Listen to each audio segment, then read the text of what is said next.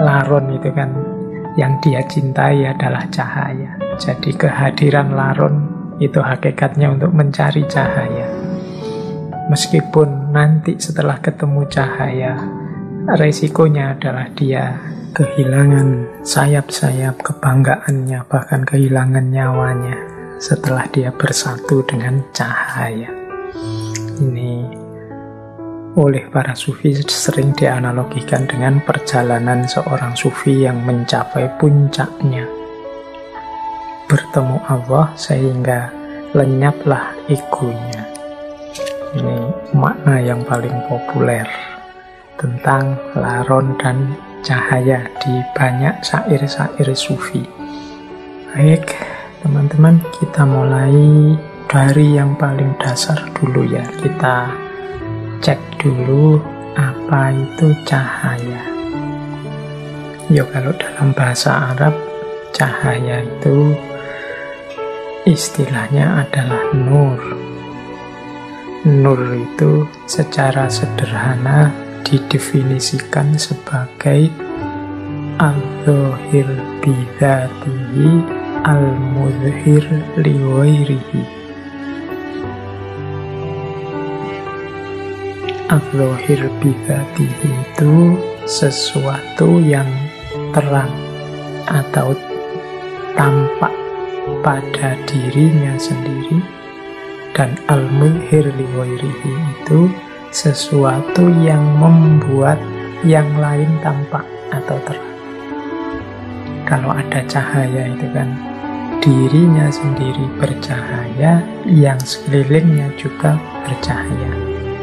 Lampu misalnya, lampunya sendiri itu kan terang, bercahaya. Nah, itu namanya al-zahir.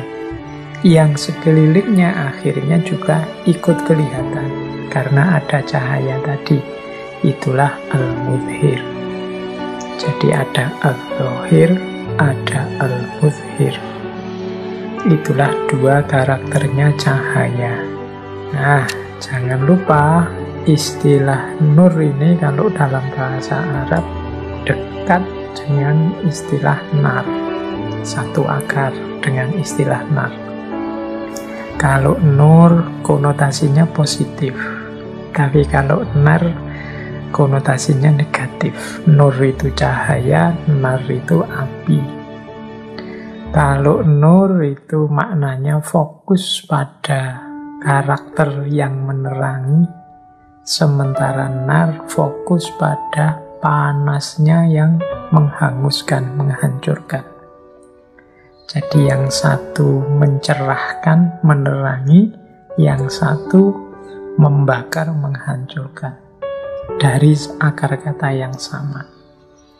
Yang satu kita sering mengasosiasikannya sebagai asal usulnya malaikat, sementara yang satu adalah asal usulnya iblis. Malaikat kita sering menyebutnya terbuat dari nur, kalau iblis terbuat dari nar. Dari bahan yang sama, nur dan nar, dari akar kata yang sama. Makanya ada riwayat yang menyatakan iblis itu awalnya termasuk kelompoknya malaikat. Nah, ini silahkan teman-teman yang tertarik bisa dikaji secara etimologis, bisa digali kedekatan maknanya secara semantik, semiotik antara nur dan nar. Kapan cahaya bisa berubah jadi nar, jadi api. Padahal harusnya cahaya itu menerangi, tapi dalam kondisi tertentu dia akan berubah jadi nar. Dari nur menjadi nar, atau bagaimana kita mengolah dimensi nar dalam diri kita berbuah jadi nur. Ini filosofinya bisa digali tersendiri, jarak antara nur dan nar. Nah, kalau teman-teman tekun menggali dalam Al-Quran, ada banyak sekali ayat-ayat yang menggunakan kata nur juga nar. Tapi nanti jumlah kata-kata nur itu jauh lebih sedikit daripada jumlah kata nar. Silakan teman-teman nanti meneliti ya, aspek semiotiknya, aspek kebahasaannya. Kita tidak akan terlalu panjang sibuk di situ. Kita masuk lebih dalam tentang hakikat maknanya nur atau cahaya dalam kehidupan kita. Baik, kita gali pelan-pelan. Apa sih yang dimaksud nur atau cahaya? Tentunya ya tidak persis sama dengan yang dijelaskan dalam fisika. Jadi istilah-istilah cahaya itu baik dalam Al-Quran, dalam hadis, atau dalam wacana-wacana tasawuf, itu kan jenisnya metafor. Jadi memaknainya tidak bisa letterlek, tidak bisa dibayangkan langsung seperti lampu dibayangkan langsung seperti senter gitu, enggak. Tapi dia metafor. Secara umum kata nur itu adalah metafor bagi cahayanya Allah atau hidayah. Maka nanti banyak ayat-ayat dalam Al-Quran itu ketika menggunakan istilah nur, itu maknanya macam-macam. Karena hidayah Allah pada manusia itu bentuknya bisa macam-macam.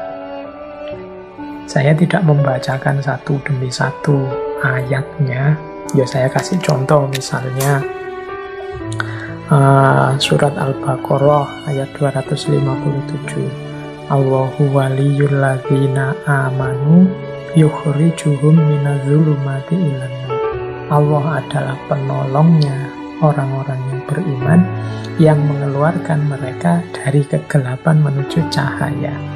Nah, ini kan dari kegelapan menuju cahaya itu bukan kok terus dari tidak ada lampu nyari yang ada lampunya, tapi dari kebingungan hidup, dari tidak adanya sandaran, dari kehilangan rujukan kebenaran menuju cahaya. Berarti cahaya ini bisa dimaknai sebagai hidayah.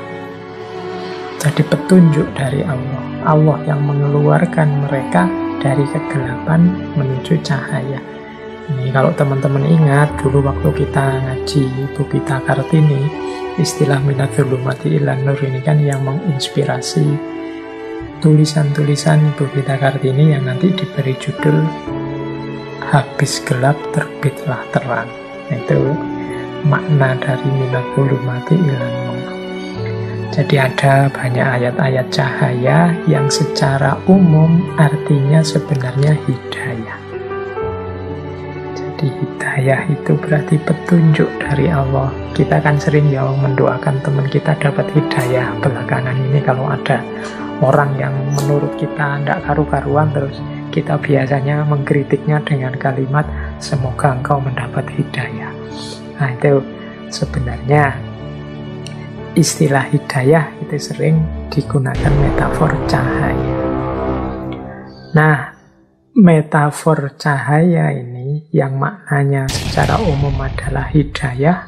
Kalau dalam Al-Quran macam-macam bentuknya hidayahnya Allah kepada manusia. Di catatan saya, kata-kata nur itu bisa punya beberapa arti yang semuanya konotasinya hidayah.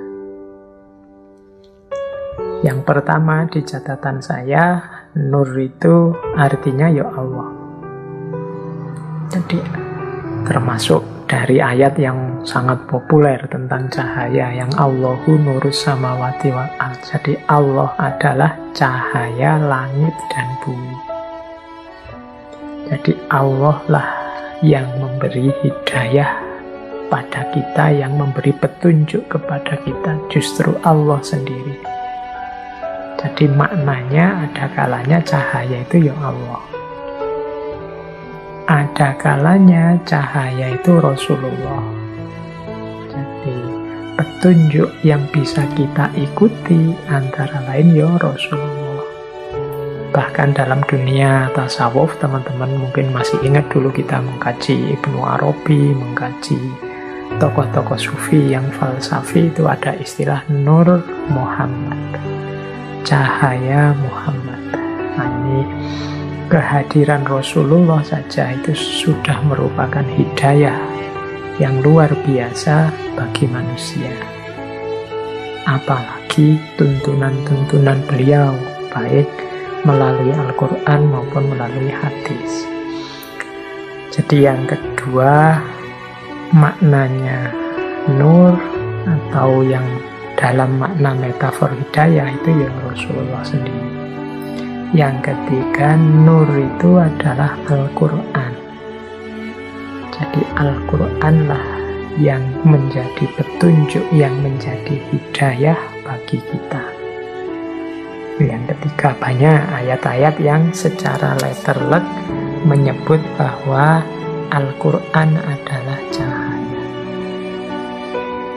Misalnya surat An-Nisa ayat 174, ya ayuhan nasu qad ja'akum burhanum mir rabbikum wa anzalna ilaikum nuram mubina. Nah, wahai manusia, sesungguhnya telah datang padamu bukti-bukti dari Tuhanmu dan telah kami turunkan padamu nuram mubina. Ini oleh para mufasir banyak diartikan sebagai Al-Quran. Jadi nur di situ maknanya Al-Quran. Ada kalanya juga nur itu berarti keimanan. Keimanan ini kan anugerah Allah pada kita. Itu juga hidayah. Jadi minazulumati ilan nur itu ada yang menerjemahkan ya dari kekufuran menuju keimanan. Maka hidayah atau cahaya itu bisa maksudnya adalah keimanan. Ada pula yang bisa dimaknai sebagai kebenaran. Ya semua yang di atas tadi hakikatnya sebenarnya juga kebenaran. Keimanan itu ya kebenaran, Al-Quran itu kebenaran, Allah, Rasulullah itu kebenaran. Tapi ada juga yang spesifik maknanya lebih pas, ayat-ayat tentang cahaya itu kita maknai sebagai kebenaran. Kemudian yang keenam, ada kalanya juga nur itu bisa kita artikan sebagai ilmu. Jadi teman-teman mungkin masih ingat ya, ketika kita mengkaji Imam Syafi'i, kemudian ada istilah bi annal ilma nurun. Ketahuilah bahwasanya sesungguhnya ilmu itu adalah cahaya. Ini ketika Imam Syafi'i mengadu pada Imam Waqi'. Jadi kalau ada kata-kata nur atau cahaya dalam Al-Quran, secara umum maksudnya adalah petunjuk atau hidayah untuk manusia. Nah, bentuknya hidayah itu secara spesifik itu ada kalanya maksudnya adalah Allah sendiri, ada kalanya maksudnya Rasulullah, ada kalanya maksudnya adalah Al-Quran, ada kalanya maksudnya adalah keimanan, ada kalanya maksudnya adalah kebenaran, dan ada kalanya maksudnya ilmu. Oke, jadi ini dasarnya kita pahami yang paling dasar dulu tentang apa itu nur atau cahaya.